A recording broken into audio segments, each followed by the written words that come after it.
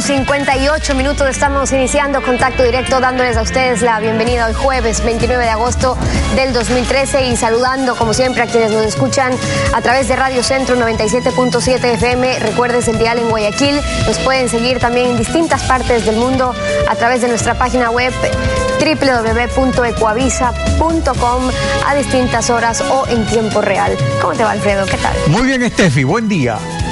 Buenos días con todos. Hoy son nuestros invitados René Ortiz, Nancy Morocho y además Patricia Sandoval y Jacqueline Jiménez. Con René Ortiz, exministro de Energía y exsecretario general de la OPEP. Desde su experiencia vamos a hacer una revisión a la decisión del gobierno de explotar el ITT con afectación mínima al medio ambiente, según se afirma. También estaremos conversando con Nancy Morocho, asambleísta de Alianza País por Sucumbíos, exgobernadora de esa provincia y miembro de la Comisión Legislativa de Biodiversidad. El informe del Ministerio del Ambiente recomienda que exista una descripción de cómo se va a explotar el campo petrolero Ispingo. ¿Se esperará el informe o se declarará de interés nacional su explotación? Vamos a revisar este tema y además estaremos conversando con Patricia Sandoval, exgerenta de crédito, y Jacqueline Jiménez, exgerenta de riesgo del banco COFIEC. Sandoval y Jiménez están entre las 13 personas contra quien el fiscal general del Estado formulará cargos por el delito de peculado en el otorgamiento del crédito por $800,000 a Gastón Dusac. Las exfuncionarias dicen tener pruebas de que fueron presionadas. Las vamos a examinar. El gobierno ahora busca regular las redes sociales criminalizando la injuria, un tema que había sido analizado y descartado cuando se debatía la ley de comunicación. Al secretario jurídico de la presidencia, Alexis Mera, le preocupa los seguidores que pueda tener la persona que emite un comentario ofensivo. El tema se trató en la Comisión de Justicia, donde se tramita el proyecto de reforma al Código Penal. Para el abogado del Palacio Presidencial, Alexis Mera, los mensajes ofensivos en las redes sociales son delitos graves cuyos autores deben ser sancionados penalmente. Lo planteó ante la Comisión de Justicia que organiza el nuevo Código Penal. Porque debe haber un procedimiento para este tipo de injurias, ¿no? Porque ahora son muy habituales. El presidente del órgano legislativo, Mauro Andino, no dudó en apoyar y justificar esa demanda. A través de las redes sociales se puede cometer un delito, obvio, Alexis, se puede cometer un delito, sí, el delito de odio. El desarrollo que estamos viviendo es más grave, a veces un insulto en redes sociales que un insulto en un diario.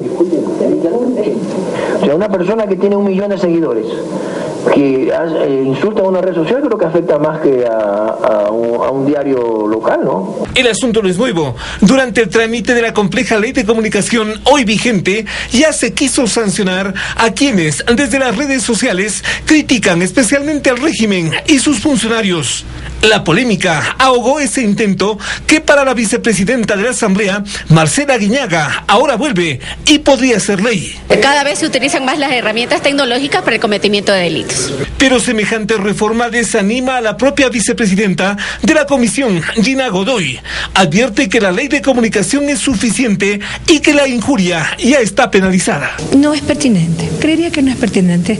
Repito, hay otros mecanismos, hay otros tipos penales que permiten esa configuración. La opositora Magali Orellana censuró el pedido de Mera, concluyendo que controlar las redes sociales es otra obsesión del gobierno. Conductas antijurídicas para tratar de reprimir y silenciar. No nos olvidemos del linchamiento mediático, que el mismo Alexis Mera dice que el término está mal. A la misma comisión, el abogado Mera también le pidió archivar lo del linchamiento mediático, penalizar la mala práctica profesional y los llamados delitos financieros. El presidente de la Comisión de Justicia ahora ofreció dar un informe final hasta octubre próximo.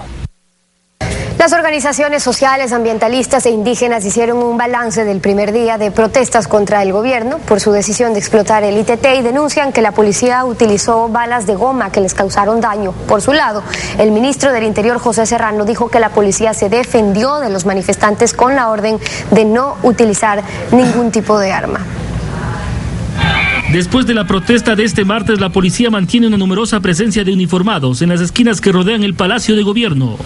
Mientras tanto, el principal dirigente de la ECO, Runari, Carlos Pérez, mostró este aparente proyectil de goma para afirmar que la policía cometió excesos durante la jornada de manifestaciones. Fruto del impacto de estas balas de goma, que al explosionar crea una fuerte presión y agresión que hizo que nuestra compañera Cecilia Moreta tenga este rato que estar internada en su casa. También expuso certificados médicos de 2 manifestantes golpeados durante la marcha que se efectuó en rechazo a la explotación del ITT. Anticipa que iniciarán acciones legales contra los responsables. Tampoco somos angelitos que hayamos votado con un poco de agua a los policías que yo vi desde atrás, pero ante eso no pueden reaccionar con balas de goma. El ministro del Interior, José Serrano, también presentó a los policías con muestras de agresiones. Más bien lo que hemos hecho es aguantar los golpes y la violencia que sin ninguna razón se ha pretendido dar contra nuestros uniformados. Descarta cualquier tipo de abusos. La policía tiene la disposición permanente de no utilizar gases lacrimógenos, peor, armas de fuego o armas de cualquier naturaleza. Los dirigentes indígenas y ambientalistas anunciaron otra concentración este jueves. La Asamblea Nacional tiene la responsabilidad histórica de mantener libre de actividad extractiva el Parque Nacional Yasuní. La Constitución aprobada por el pueblo no condiciona a recibir limosnas de la comunidad internacional la intangibilidad de este patrimonio de la humanidad. Alfredo. Ispingo concentra la mayor parte del ITT, el 51% según la información oficial entregada a la Asamblea Nacional, mientras Tambococha y Tiputini el 49%. Si la explotación del ITT va a rendir 18.200 millones de dólares, a Ispingo corresponde 9.282 millones, mientras Tambococha y Tiputini aportan con 8.918 millones, que es 5.318 millones más de los 3.600 millones de dólares que durante 6 años se dijo que estaba dispuesto a recibir el Ecuador para dejar bajo tierra el ITT. 5.300 millones es lo que cuesta el nuevo canal de Panamá. Por su parte, Ispingo queda en el corazón del ITT, según afirmación del exministro Wilson Pastor, autor del Plan B. En consecuencia, debe quedar intocado como lo ordena la Constitución de Montecristi aprobada por el pueblo en referéndum. Pero el decreto presidencial que liquida la iniciativa Yasuní ITT propone incluir Ispingo, y esto ya no es el Plan B, del cual el gobierno ha venido hablando 3 años. Por tanto, no existe siquiera un plan de desarrollo para Ispingo, que está en el corazón del área protegida y de la zona intangible del Yasuní.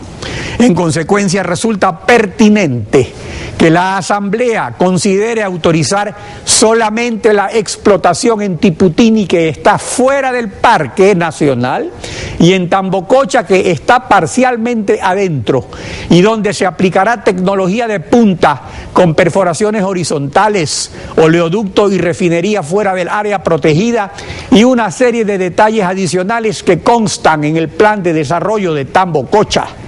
Para Ispingo no existe plan de desarrollo por una razón muy simple: desarrollarlo atenta contra la integridad del Parque Nacional. Por eso no hay ese plan, no por olvido o vagancia, sino porque no hay tecnología para perforar 150 o 180 pozos sin destruir la biodiversidad que vive en cada centímetro cuadrado de ese patrimonio natural de la humanidad, que es único, no solo en nuestra Amazonía, sino en el mundo entero. Si se deja intocado Ispingo, se cumple con financiar el desarrollo del país y con respetar ese patrimonio de la humanidad que es el Yasuní. Se cumple también con mantener vivos el Plan A y el Plan B, coexistiendo para siempre en un solo discurso, sin contradicciones ni incoherencias, sin destruir el Yasuní. Los 9.282 millones de dólares de Ispingo los puede conseguir el gobierno de otra manera. Esa es su responsabilidad. El plan D es el plan de la destrucción, del desyasunízate. Y el Yasuní es tierra sagrada según la lengua nativa. Llegó la hora de la verdad, de la retórica a los hechos.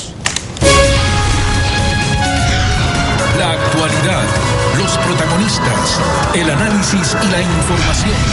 En Contacto Directo.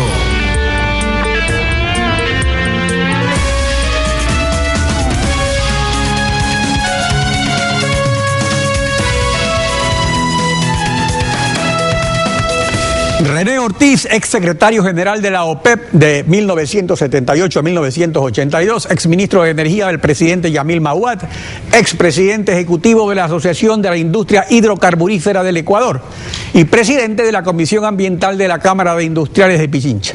Buenos días, bienvenido a Contacto Directo. Buenos días. Permítame saludar también a su distinguida audiencia. Gracias. Se afirma que con tecnología de punta es factible un mínimo impacto ambiental en la explotación petrolera. En un sitio como el Yasuní, único en el mundo por la riqueza de su biodiversidad, cuyo ecosistema va desde insectos hasta grandes mamíferos y donde se tiene que perforar 180 pozos para extraer el crudo, ¿es posible ese mínimo impacto o ahí la realidad es distinta? Es posible. Y yo creo que en la situación de la explotación de los campos ITT ha llegado el momento de entender que se ha desarrollado una iconografía Yasuní ITT que incorpora una reserva, un parque y una zona intangible. Los tres campos que usted ha mencionado en la introducción, en efecto, están fuera de la zona intangible y evidentemente... Perdón, pero no es Yasuní. Perdón. O sea, Tiputini y Tambococha sí, pero no, perdón, no Ispingo. De la zona intangible está fuera, sí. De la zona intangible, hay una parte donde, que sí donde están estas comunidades, que han decidido legítimamente mantenerse fuera de contacto. Lo importante, en mi opinión, es dar un mensaje, en la medida de los conocimientos que uno tiene, de tranquilidad a la sociedad, con el propósito de entender que tecnologías de costa afuera que se han desarrollado para el mar, para los océanos, para los golfos, y que han demostrado ser efectivas. Esa tecnología para hábitats tan específicos y tan sensibles como el mar se aplicarían exactamente en el mar verde de la Amazonía de Ecuador. Ahora, evidentemente la preocupación de la ciudadanía es si existe esa experiencia, en qué parte del mundo existe. No, existe aquí mismo, en Ecuador. Llevamos 17 años utilizando esas tecnologías.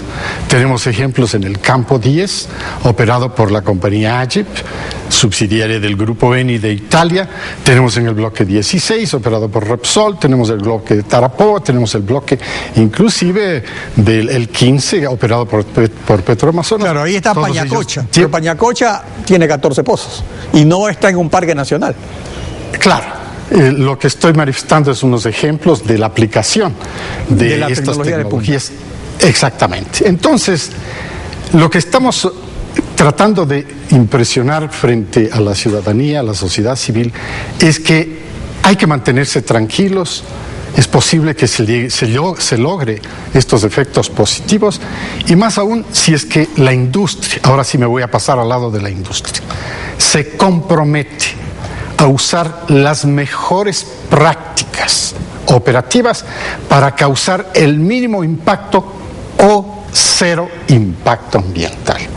¿Qué quiere decir esto? Que tienen que estar estandarizadas.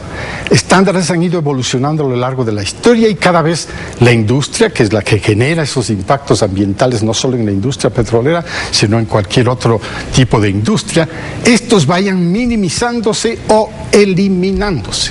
En ese contexto, estándares como el EO100 que se está comercializando en Colombia, en Perú, en Brasil, en Bolivia, esos estándares ya tienen una connotación muy especial, socioambiental. En esos estándares se está obligando verdaderamente a que la operación y la producción de petróleo, en este caso, sea social y ambientalmente responsable. Disculpe, ingeniero, eso es factible, pero usted habla de estándares, pero cuando hablamos de estándares hablamos de situaciones similares o parecidas, pero cuando nos referimos a Ispingo concretamente nos estamos refiriendo a una situación excepcional, y por eso es que no hay un plan de desarrollo, porque es algo muy especial, no es algo estandarizado lo que ocurre ahí. Sí, tiene usted toda la razón. La ilustración es a que el desarrollo del ITT lleve este compromiso industrial de la industria, de las compañías que sean encargadas de este desarrollo, de estas operaciones, de hacerlo bien. No hay necesidad, y no creo que eso sea permitido por la sociedad civil, la falla humana. Y voy a ser muy específico. Pero ha habido falla humana, la British Petroleum en el Golfo de México, o sea, la falla humana. Correcto. Es Usted la tiene toda la razón, está bien. Usted tiene toda la razón, está bien traído el ejemplo, pero British Petroleum ha sido sancionada no por best practices, no por el uso de la tecnología. No podemos calificar a la tecnología como el problema es el ser humano, nuevamente. Falla humana. Inaceptable. La explosión en el del pozo en Macondo, de la British Petroleum, fue declarado negligencia. Y eso es recursos humanos, eso es personas, eso es mal entrenamiento de un funcionario, de un operador, de un supervisor. Eso es distinto al buen uso de la tecnología. Es decir, pero si eso ocurre en una zona como Ispingo, imagínese usted lo que puede ocurrir en esa zona de esa biodiversidad. Yo estoy totalmente de acuerdo con usted. ¿Qué pasaría? ¿Qué riesgo tan grande si esto ocurre en el Ispingo? Tiene toda la razón. Eso es lo que hay que evitar. ¿Eso es la buena práctica o eso es la mejor práctica? Eso está por encima, más allá de la ley, más allá de la buena práctica, las mejores. Esto es lo que hay que exigir. Yo creo que la sociedad civil tiene absolutamente todo el derecho de ser lo más exigente, no solamente pidiendo al gobierno que haga su trabajo, sino involucrándose directamente, participando. Y hoy existen, pues, por supuesto, todos los medios legales amparados por la Constitución que le permiten a toda la sociedad civil, en todas sus manifestaciones, con todas sus organizaciones, el hacer este tipo de seguimiento a estas operaciones. Y más pero aún, disculpe, pero aquí también hay otro problema. Hay unas circulares de la Secretaría Jurídica que dice que cuando una acción de protección es contra el Estado, no procede, y los jueces no están procediendo así. O sea que eso de los recursos legales, en teoría, también es muy bonito, pero ¿qué ocurre en la práctica? Pasemos a otro asunto que es importante, es la necesidad de la explotación, porque la capacidad instalada del oleoducto de crudos pesados, OCP, es de 850.000 barriles por día, y solo se bombean 500.000. O sea, es la decreciente situación del inventario petrolero del Ecuador lo que vuelve inevitable la explotación en Tiputini y Tambococha. O sea, realmente si no lo hacemos vamos a tener un problema de aquí a 3, 4 años. Sí, usted ha hecho un resumen absolutamente correcto. Aquí hay un problema de una caída de la producción desde el inicio de la operación del OCP. Aquí hay un problema de la caída de reservas, aquí hay un problema económico, que las finanzas del presupuesto fiscal, de la economía nacional en general, se sostienen sobre la base de los ingresos petroleros. Todo eso es cierto y esto no lo podemos marginar, esa es la realidad. Entonces, un país que tiene los recursos naturales, un país que tiene las capacidades de capital, financieras, de tecnología, de recursos humanos, tiene que hacer uso de eso, pero lo tiene que hacer con las mejores prácticas. Esto sí es indiscutible. Ese es el punto focal central de toda esta para poder acceder a esos recursos que se ha levantado, de toda esta polémica. Claro, pero ahora es interesante también, los contratos de futuro sobre producción agrícola se remontan a 2000 años antes de Cristo en el antiguo Egipto. Desde hace 2 siglos existen para materias primas, metales preciosos, diversas mercancías. Para productos financieros se negocian desde hace más de 2 décadas. O sea, es factible una venta anticipada del crudo del ITT el próximo año, por ejemplo, una vez que la Asamblea Nacional autorice su explotación. Sí, es factible que ocurra eso. Es factible. Lo que ocurre en el caso del desarrollo de los campos ITT es que hay que pedirle, por ejemplo, a los legisladores que la autorización, en este caso, dada la iconografía internacional que tiene, YASUNITT, esta asociación de un parque con unos campos petroleros, dadas esas circunstancias especiales, en esta ocasión, por esta sola vez, por esta especialísima ocasión, la legislatura autorice al gobierno, pero con condiciones. Y ahí puede introducirse todas las condiciones que uno cree que deben estar, incluidas esta, por ejemplo, de que pudiera parte de estos ingresos ir a reservas, porque precisamente considerando lo que usted mencionaba sobre mercados, es muy difícil manejarse a futuro, los precios suben, los precios bajan. Bueno, pero se pacta un precio actual y ese es el riesgo, digamos. Se pacta un precio, el de hoy, y luego si sube o baja en el futuro ya es parte del juego. Ese es el riesgo. Entonces, si va condicionada la autorización, como por ejemplo para que se creara un fondo de reserva, como existe por ejemplo en un país productor de petróleo, obviamente en áreas tan sensibles como las de Noruega, pero mire usted, Noruega ha acumulado aproximadamente 700 mil millones de dólares de fondos ahorrados. Nosotros no tenemos absolutamente un centavo de fondos. Bueno, es que Noruega es un ejemplo y Statoil es la empresa petrolera estatal mejor organizada del mundo. Correcto. Ahí hay una oportunidad de la legislatura de responder a un clamor de la sociedad civil. Hagámoslo esta vez de una manera diferente, de una manera positiva, propositiva, de una manera que proyecte al futuro. Ahora, precisamente sobre eso, ingeniero, para concluir, la industria petrolera constituye una vía de penetración para la colonización y la deforestación de la selva. O sea, eso nunca se ha podido evitar, ni siquiera en los actuales momentos, porque eso ya es una cosa adicional. Entonces, ¿cómo se va a evitar ese daño colateral si para eso no sirve la tecnología de punta de la explotación petrolera? O sea, tenemos la explotación propiamente dicha, pero aparte de eso, esta colonización, esta deforestación que el propio gobierno ha dicho que es realmente uno de los problemas más graves que tenemos y que es incontrolable. Sí, es una gran preocupación, y aquí también hay un aporte de experiencia clarísimo en el bloque 16. No hay absolutamente una pizca de colonización. Llevan operando 20 años y no ha entrado un solo colono. ¿El bloque 16 cuál es? ¿El de Ayip? No, ese es el de Repsol, el 16. El de Repsol. Pero también en el de Ayip, gracias por la aclaración, doctor. Le preguntaba, como usted estuvo vinculado también a Ayip. Sí, ese bloque también está. Totalmente no hay penetración a la Ahora, es que cada bloque tiene sus características propias, digamos, también. Claro, y más aún en el caso de Campos ITT, y permítame ilustrar esto a su distinguida audiencia, estas áreas son pantanosas.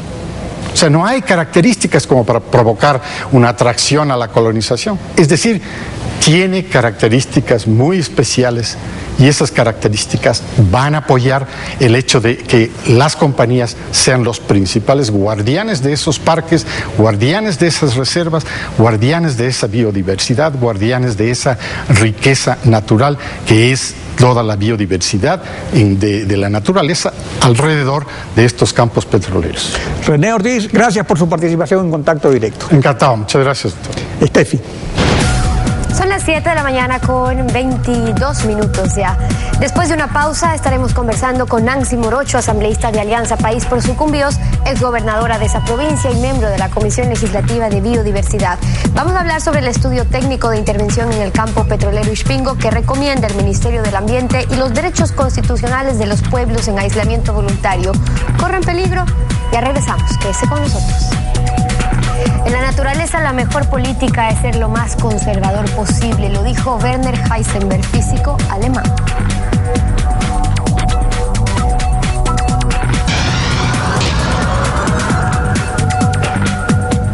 Son las 7:25 en Contacto Directo. Seguimos con Nancy Morocho, asambleísta de Alianza País por Sucumbíos, miembro de la Comisión de Biodiversidad. Bienvenida, gracias por estar con nosotros. Muy buenos días, un abrazo a todos y todas y muchísimas gracias de igual manera por este espacio en este medio de comunicación. ¿Usted sí está de acuerdo, asambleísta, con que la Asamblea autorice la explotación en los campos Ispingo, Tambococha y Tiputini, a pesar de que no existe un plan de desarrollo específico en Ispingo? Yo creo que la Asamblea Nacional hoy tiene una responsabilidad y una corresponsabilidad muy enorme frente al pedido del señor Presidente de la República, decisión que ha sido necesaria tomando en cuenta los 14 millones de ecuatorianos.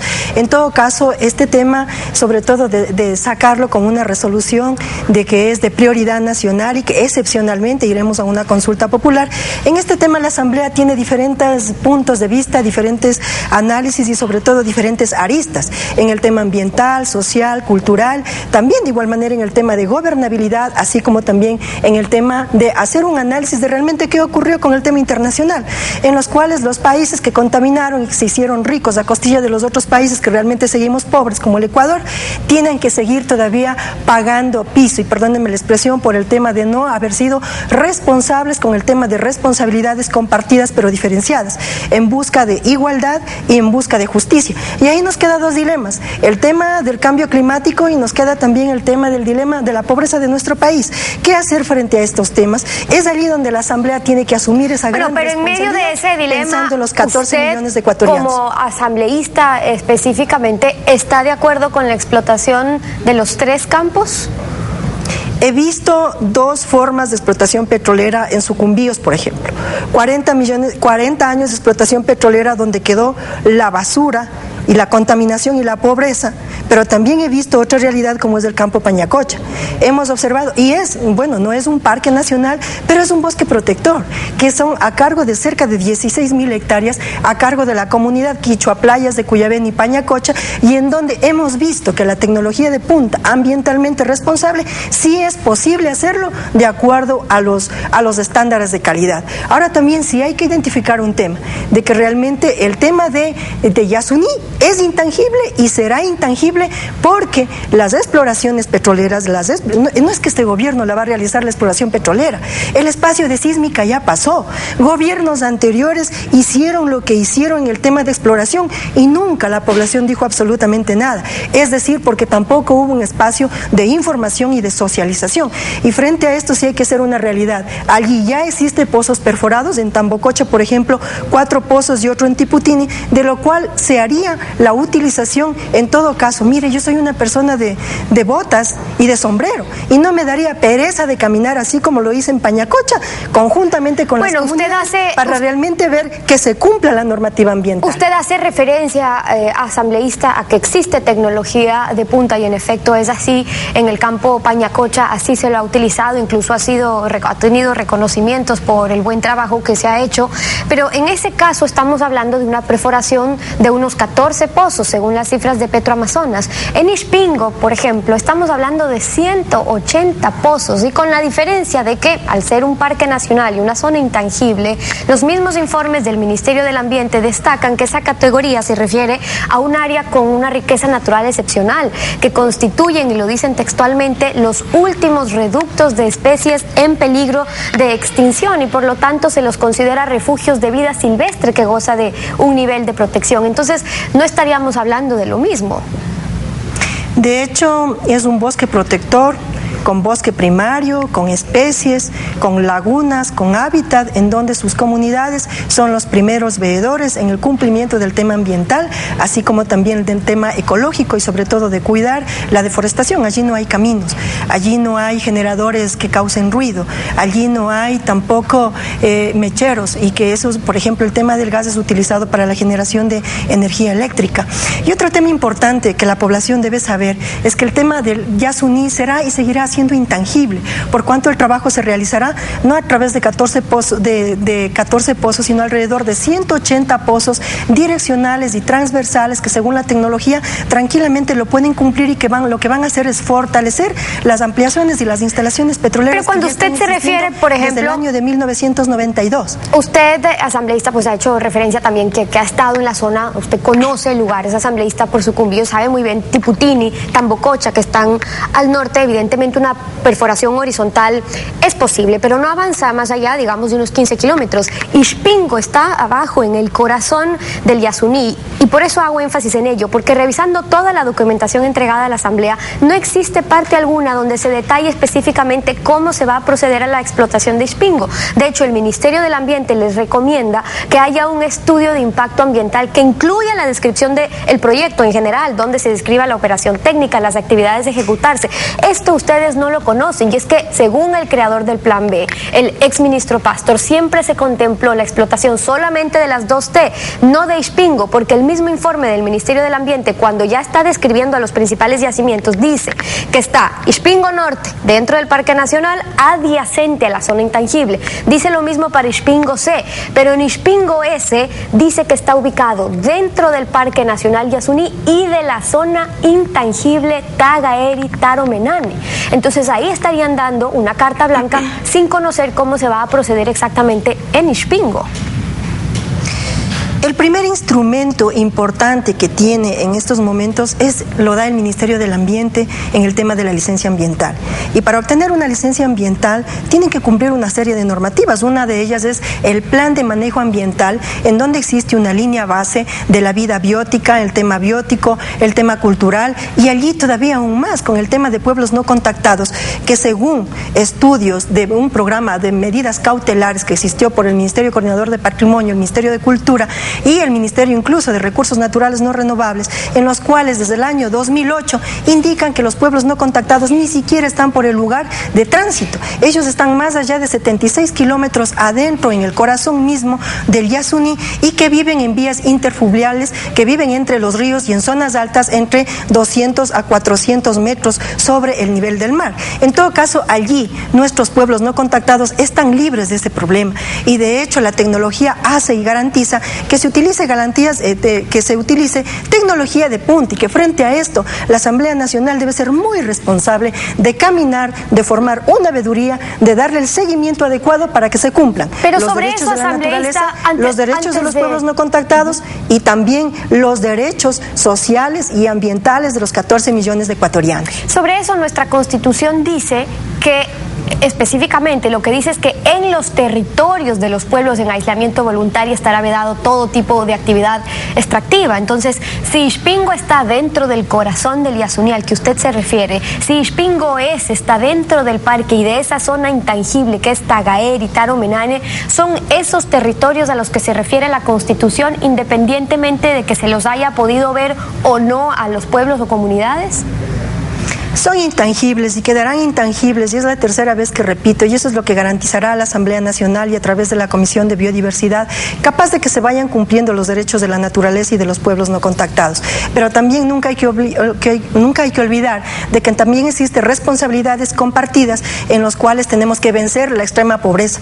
Yo le dije, hay dos dilemas: el cambio climático y la extrema pobreza. ¿Tendrá que vivir los pueblos y comunidades de la Amazonía aún con extrema pobreza a cambio del tema del cambio climático? Tendremos que vivir todavía sin servicios básicos, sin agua potable, tomando en cuenta que los impactos que dice la licencia ambiental y el plan de manejo ambiental tienen que ser mínimos. Y el Ministerio del Ambiente y su informe dice que es posible realizar explotación y exploración petrolera, pero que sin embargo la Comisión de Biodiversidad y la Asamblea Nacional debe garantizar que realmente eso ocurra en función del cumplimiento de los derechos de la naturaleza, tomando en cuenta que el ser humano también es parte de la naturaleza. Para que se respete esa intangibilidad, como usted dice precisamente, es que hay que ver qué documentación, información va a exigir la Asamblea para asegurarse de ello. Ahora, el Ministerio de Justicia ha concluido, en efecto, que los patrones de asentamientos de los pueblos indígenas en aislamiento han indicado que ellos están habitando en zonas interfluviales, que no inundables, y que en el bloque 31 y 43, por las condiciones ambientales, se estaría descartando su presencia. Pero además dicen que esas zonas tampoco son utilizadas como un lugar de tránsito. ¿Cómo se puede aseverar algo así cuando se conoce que la condición de los Guarani, de los Tagaeri, de los Taromenane es justamente ser nómada, moverse de un lado al otro? ¿Cómo asegurarse de que porque no se los ha visto no existen, no están? No se dice que no existe. Se dice que a través de un programa de medidas cautelares en unión de algunos ministerios de hace 3 o 4 años, a través de fotos satelitales, a través del satélite, etcétera, se ha comprobado que pero el sector de Ispingo, de Tambocoche, exactamente donde se va a realizar el trabajo, no existe y no están y ni siquiera ha sido utilizado como tránsito. Yo creo que en estos 3 o 4 años, y además los ministerios y las medidas tangibles que puedan tener para dar ese tipo de aseveraciones, también de igual manera deberán ser demostradas demostradas en la Asamblea Nacional y que de hecho todos los ministerios, en este caso los 4 ministerios, tanto el Ministerio de Justicia, Recursos Naturales, el Ministerio de la Economía, así como también el Ministerio del Ambiente, son muy responsables en función de que han presentado 4 informes que son muy claros y que sobre todo explican tangiblemente cuáles son las acciones y cuáles son los beneficios, así como también cuáles serán las medidas en el tema de prevención, mitigación, conservación y sobre todo también de igual manera de reforestación en caso de que a lo mejor pueda haber algún impacto ambiental. Los impactos ambientales tienen que ser mínimos, los estándares de calidad tienen que ser absolutos y eso es lo que debemos garantizar desde la Asamblea Nacional. Nancy Morocho, con su postura, asambleísta de Alianza País, acompañándonos hoy en Contacto Directo. Muchísimas gracias por haber estado con nosotros. Muchas gracias. 7 de la mañana con 36 minutos. Vamos a una pausa. Cuando volvamos estarán con nosotros Patricia Sandoval, exgerente de crédito, y Jacqueline Jiménez, exgerenta de riesgos del Banco COFIEC. El fiscal general del Estado formulará cargos contra Sandoval, Jiménez y 11 personas más por el caso DUSAC. Las exfuncionarias afirman que fueron presionadas para autorizar el crédito. ¿Por quiénes? Ya regresamos. Solo la naturaleza hace grandes obras sin esperar recompensa alguna. Lo dijo Alexander Herzen, ideólogo de la revolución campesina en Rusia.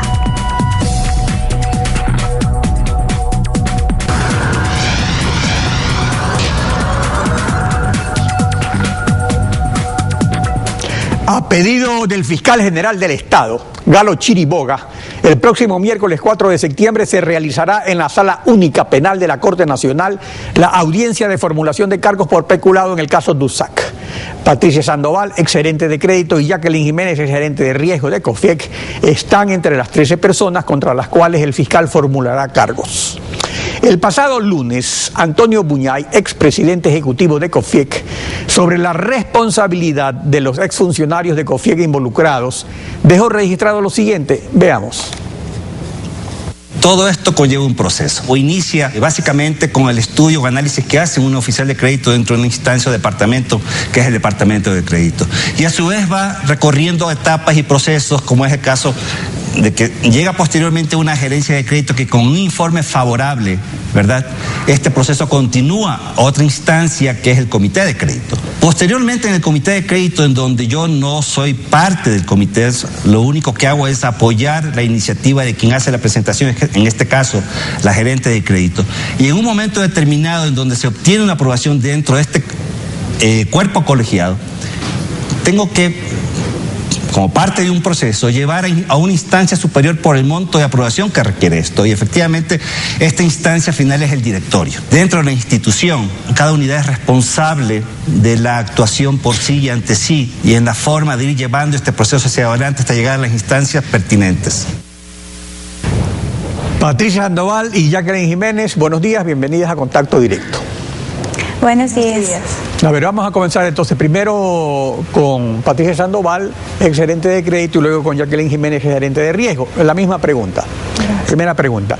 En la página 67 del informe del superintendente de bancos se dice que fue entregado a la Comisión de Fiscalización, que el crédito DUSAC se concedió no obstante que el prestatario no había presentado los documentos y requerimientos que exige la política interna del banco, y que DUSAC no sustenta sus ingresos como persona natural ni tampoco adjunta información financiera que pueda evidenciar su capacidad de pago, ni que tampoco hay una garantía adecuada y suficiente, ni la información sobre los expedientes de crédito que exigen la superintendencia y la junta bancaria. Entonces, Patricia, ¿por qué se volvió todo eso? ¿Hubo recomendación de alguien para que usted emite ese informe si faltaban todos esos requisitos? A ver, sí, en realidad lo que dice la Superintendencia de Bancos tiene la razón. Lo que yo quisiera un poco explicar es lo que dice la política, el manual de crédito del banco, ¿sí? Aquí vemos que yo tengo en mi poder el manual de crédito, ¿sí? En el manual de crédito, esta es la estructura y es una política común en todas las instituciones financieras. Como ustedes pueden ver, el oficial de crédito prepara un documento donde está el análisis de un cliente, cualquier cliente, donde es una radiografía de todas las bondades y deficiencias que tiene cualquier cliente. Luego pasa a la gerencia de crédito. En la gerencia de crédito crédito se revisa y se emite conclusiones y posiblemente recomendaciones a criterio de la gerencia de crédito. Luego pasa a la presidencia ejecutiva y luego al comité de crédito y al directorio. Hasta mi instancia, este documento no es vinculante. Yo no tengo la potestad de tomar una decisión al respecto. ¿Por qué razón? Porque tendría que ser juez y parte, y eso por control interno no es dable en ninguna institución financiera. ¿Sí? A ver, perdón, pero ahora, eso es sobre la responsabilidad, pero respecto a todos los documentos que debían ser, era un señor que no tenía cuenta en el banco, que no residía en el país. Entonces, ¿cómo es que justamente, se tramitó eso? Lo que pasa, sí, así es, justamente allá es donde yo voy. ¿Qué es lo que dice dentro de las funciones de la presidencia ejecutiva? ¿Sí? Dice, analizar, opinar y aprobar con su visto bueno las solicitudes de crédito que son puestas para su conocimiento y que deban ser recomendadas para el comité de crédito, ¿sí? Entonces, la presidencia ejecutiva tiene la potestad de, con su visto bueno, pasar al comité de crédito, luego de su análisis, opinión y aprobación, ¿sí? Pero ¿qué fue lo que usted le pasó a la presidencia ejecutiva? ¿Usted estaba recomendando el crédito? Justamente. Este es el documento que elabora la oficial de crédito, ¿sí? Ese es el documento que elabora la oficial de crédito y en vista de que la presidencia ejecutiva aprueba pasar al comité de crédito, es más, él mismo convoca al comité de crédito. En el comité de crédito, y pese a las presiones que inclusive no solo lo hace durante el comité de crédito, y que evidencia de eso está el audio que es público, que está colgado en la página web del comercio, que evidencia las presiones tanto a todos los miembros del comité de crédito como a mi persona y a la oficial de crédito, yo me veo obligada a emitir un criterio donde, en vista de todas las deficiencias e irregularidades que se evidenció desde un inicio. Entonces, en mi criterio pongo que se recomienda el crédito siempre que la garantía cash colateral esté debidamente endosada por Seguros Rocafuerte a favor de Banco Cofiec y de forma complementaria. Perdón, pero Seguro Rocafuerte no es de propiedad de USAC, pues, o sea, es como que si mañana se presenta una persona a dar de garantía en la casa del vecino, pues, o sea, ¿cómo es que USAC decía yo garantizo esto con Seguro Rocafuerte? Si es una así es, pero había un documento que Seguros Rocafuerte, firmado por el presidente ejecutivo de Seguros Rocafuerte, donde evidencia el compromiso en garantizar esta obligación. Es como cuando usted va a hacer un préstamo hipotecario y puede una persona adicional, un familiar, prestar su casa para poder garantizar un crédito que va a ser usted el beneficiario. Era exactamente igual. Entonces, en este caso había un compromiso de Seguros Rocafuerte que iba a garantizar este crédito, ¿sí? A ver, por favor, entonces ahora Jacqueline Jiménez, para que dé su versión complementaria sobre estos informes. Sí, doctor, muchas gracias. En verdad, la superintendencia tiene toda la razón. El crédito aquel no tenía toda esa documentación y no teníamos la garantía. Por esa razón no firmamos el desembolso, porque lo que yo como miembro del Comité de Crédito de Banco Cofiec aprobé era completamente diferente a lo que finalmente, mediante una orden de desembolso completamente ilegal, donde se usurpan nuestros sitios de firma, que debía estar aprobado una vez que nosotros como funcionarios del banco constatemos que estaba todo lo que nosotros habíamos condicionado en las dos actas de... O sea que eso fue posterior a la aprobación del directorio, ya era cuando había que desembolsar el dinero y cuando había que verificar que se estaban cumpliendo con las condiciones que ustedes recomendaban. Entonces ese es el documento que prueba la presión. A ver, ¿qué es lo que demuestra el documento? El documento demuestra que nosotros no estábamos de acuerdo con el desembolso del crédito porque no se había cumplido las condiciones que pusimos en dos sesiones de comité, condicionando el desembolso del crédito a la entrega por parte del señor Dusac de la información constante y la cesión de certificados de depósito. También aprobamos, deberá cubrir la garantía el 140% del riesgo del banco y entrega de documentación. Como esto no ocurrió, ocurrió. El crédito que se desembolsa es completamente diferente a lo que nosotros, tanto el Comité de Crédito como el directorio, aprueba. Y si usted puede fijarse aquí, donde debería ir el visto bueno de la gerente de riesgos, firma el señor Antonio Buñay. Donde va el visto bueno por riesgos, firma el señor Antonio Buñay. Y no solo contento con eso, él, por su sola voluntad, excepciona, aquí abajo se podría leer... A ver si se puede acercar la cámara. A ver, excepciona de la presentación de documentos y él vuelve a firmar. Entonces, se hace el desembolso sin que se tome en cuenta las aprobaciones tanto del Comité de Crédito y del directorio, en el que condicionamos, aparte de que eso generalmente no se lo hace porque se tiene que cumplir con la ley. Yo trabajé 29 años en Banco Cofiec y jamás sucedió que teníamos que poner, por favor, cumpla con la ley. Entonces, cuando llega el documento a la gerente de operaciones, que es la encargada, cuyas funciones, según los manuales, tiene desembolsar el crédito, ella también dice, no, pues yo no puedo desembolsar con una orden de operación tan irregular. Y se le obliga, o se le indica al gerente de finanzas, quien no tiene entre sus funciones los desembolsos, para que haga el desembolso de la operación. A ver, sobre esto, no se hacía otra pregunta. No había perjuicio para el Estado, doctor. A ver, el beneficiario del crédito, que fue el señor Dusac, ¿él se entrevistó con ustedes o él mismo realizó el trámite o lo efectuó alguien a su nombre? ¿Cómo se realizó esa parte del desembolso? El presidente ejecutivo del banco puso en contacto al oficial de crédito para que ella tenga el contacto con el cliente, pero únicamente entregó los pocos documentos que se evidencia en el informe, como también en las actas y en el audio del comité de crédito. La única que tuvo contacto fue la oficial de crédito, única y exclusivamente, pero las presiones que ejerció a través en el comité de crédito fue directamente por Antonio Buñay. O sea, solamente fue el señor Buñay, dice usted, que presionó. No, también fue el señor Francisco Endara quien fue a presionar de una manera sumamente grosera y descomedida, amenazándonos inclusive con quebrar el banco, si es que él lo decidía así, si es que no hacíamos el desembolso de ese dinero. ¿Y el señor Endara quién es? ¿Qué era él en el banco? ¿A título de qué se presentó? Él era el coordinador. A decir eso? ¿Ah? ¿A título de qué? Porque él era coordinador del fondo del fideicomiso GDSFN No Más Impunidad, el que tenía a cargo las empresas incautadas por el ¿Y él era miembro del directorio? No Más Impunidad.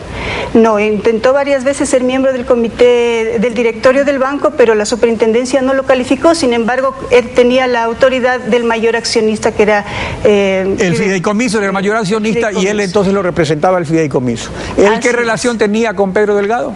¿O qué relación tiene? Cuñado de Pedro Delgado y además su mano derecha, porque Pedro Delgado era el presidente de todo el fideicomiso. Patricia Sandoval y Jacqueline Jiménez, muchas gracias por su participación en Contacto. Gracias a ustedes por permitirnos hablar.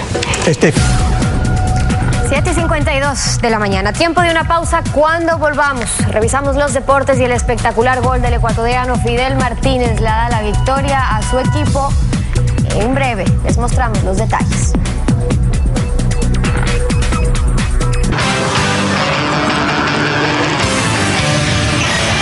Los deportes en Contacto Directo llegan gracias a...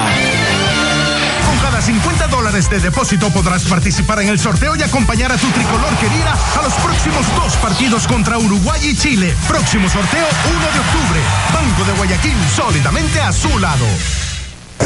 7:56. ¿Cómo estás, Mari Giselle? Fidel continúa en buena racha, anotando cada partido que juega, ¿no? Así es, Steffi. Muy buenos días. El Xolos de Tijuana recibió a Luis Ángel Firpo de El Salvador en un juego válido por la Conca Champions. El resultado final fue 1-0 a favor de los locales.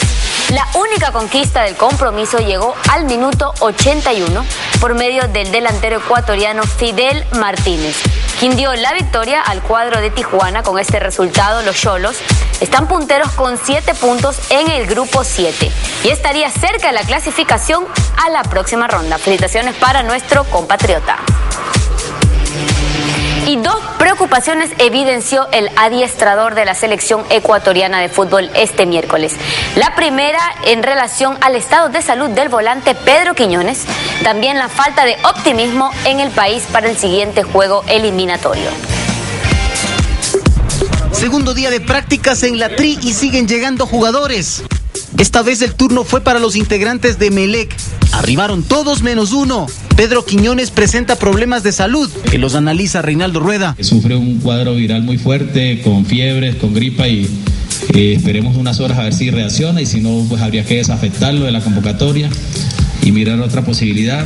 Más preocupación que por la posible ausencia del mediocampista eléctrico mostró el estratega colombiano por el pesimismo que dice sentir en el entorno ecuatoriano antes del primer partido de este bloque eliminatorio que será frente a Colombia. Ese partido, según la afición, según muchos periodistas, ¿a qué va Colombia? ¿No? Si hay que ir a ganar a La Paz porque a Barranquilla ya perdimos. Esa es la percepción que se siente, ¿no? Y los partidos hay que jugarlos. Y creo que tenemos todos los argumentos, tenemos todos los elementos, vamos a hacer un buen trabajo. Para este jueves se espera completar la nómina de jugadores que actúan en el medio local. Sin jugar gracias a la derrota de Universidad Católica, el Club Sport Emelec se quedó con la punta del torneo nacional luego de los cotejos que se disputaron este miércoles. La sorpresa la dio el Nacional, luego de superar por 2-1 a Universidad Católica, que llegaba como puntero del torneo. Pese a que los camaratas se pusieron en ventaja con gol de Federico Laurito, los criollos alcanzaron a empatar a través de Flavio Caicedo y a 5 minutos del final marcó Valencia para el 2-1. Carlos Sevilla por los rojos y Jorge Célico por los celestes analizaron el encuentro. Un partido donde nosotros manejamos mejor el balón, tratamos en todo caso de poner al suelo, pero no fue tan fácil. Y creamos situaciones de gol, como también el rival lo creó situaciones de gol. Pero nosotros vinimos a jugar fútbol, no pelota nacional. Claro que nos duele perder, ¿no? Perder, aparte, vos estás perdiendo con un equipo que sabe que no es más que vos, pero esto es muy largo, quedan 12 partidos, va a ser duro. Seguramente con Emelec pelearemos hasta el final. En otro de los partidos, Manta goleó 3-0 a Deportivo Quito. Plantel que no contó con su equipo principal, tampoco con el estratega Rubén Darío Insúa. Y Lanús se clasificó a la tercera ronda de la Copa Sudamericana, tras eliminar a su similar, también argentino, Racing Club de Avellaneda. En el estadio Ciudad de Lanús, el equipo de Guillermo Barros Esqueloto se impuso por 2-0 a la Academia. Los goles fueron de Carlos Izquierdos a los 38 minutos, ahí vemos el 1-0. Y luego al minuto 70 nuevamente Carlos Izquierdos iba a anotar el 2-0 definitivo para el equipo de Lanús, que espera el rival que saldrá del enfrentamiento entre Independiente José Terán y la Universidad de Chile. El Lanús lo hizo Izquierdos, 25 minutos. Y el Barcelona de España se consagró campeón de la Supercopa de ese país tras empatar 0-0 con el Atlético de Madrid. El resultado 1-1 en el partido de ida le bastó al profesor Gerardo Martino para conseguir su primer título con el equipo catalán, que pudo haber ganado el encuentro si Lionel Messi no erraba un penal a los 88 minutos. Al final fue título para el Barcelona de España. Y en un maratónico encuentro en el Abierto de Estados Unidos, el argentino Juan Martín del Potro, campeón de la edición del 2009 en Nueva York, eliminó al español Guillermo García López por parciales de 6-3, 6-7, 6-4 y 7-6 en más de 4 horas de partido, clasificando así a la segunda ronda de este último Grand Slam de la temporada. El año pasado Delpo llegó hasta cuartos de final. No. Ese sí estuvo en la línea. Y una noticia lamentable el día de hoy. Chucho Benítez cumple un año de habernos dejado, así que un mes de habernos dejado, así que le mandamos todo el apoyo a su familia. Estefi y Alfredo. Gracias, Mary Giselle. La información deportiva, y con esto nosotros estamos cerrando Contacto Directo con la invitación a que nos volvamos a encontrar mañana. Alfredo, contigo será hasta el lunes. Así es, hasta el próximo lunes. Nos vemos.